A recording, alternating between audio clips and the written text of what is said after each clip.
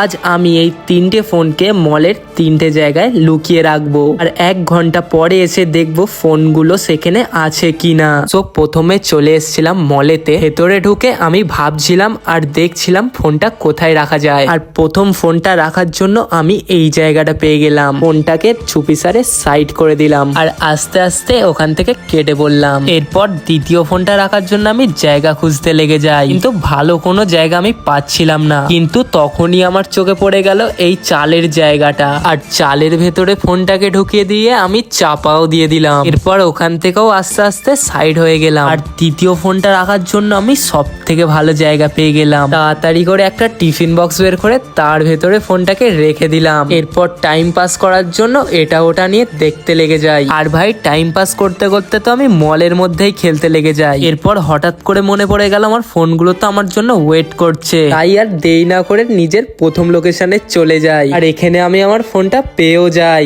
এরপরে আমি চলে আসি আমার দ্বিতীয় লোকেশনে, আর এখানে এসেও আমি আমার ফোনটা পেয়ে যাই। আর এরপরে আমি আমার তৃতীয় লোকেশনে চলে যাই। এখানে এসে আমি একটু কনফিউজড হয়ে যাই যে আমি আমার ফোনটা কোন চালের জায়গায় রেখেছিলাম। এরপর আমি শিওর হয়ে সেই চালের জায়গাটাতে আমি আমার ফোনটাকে খুঁজতে লেগে যাই। আর অনেক খোঁজার পরেও আমি আমার ফোনটা পেলাম না। আর তারপরেই বুঝতে পারলাম যে ফোনটা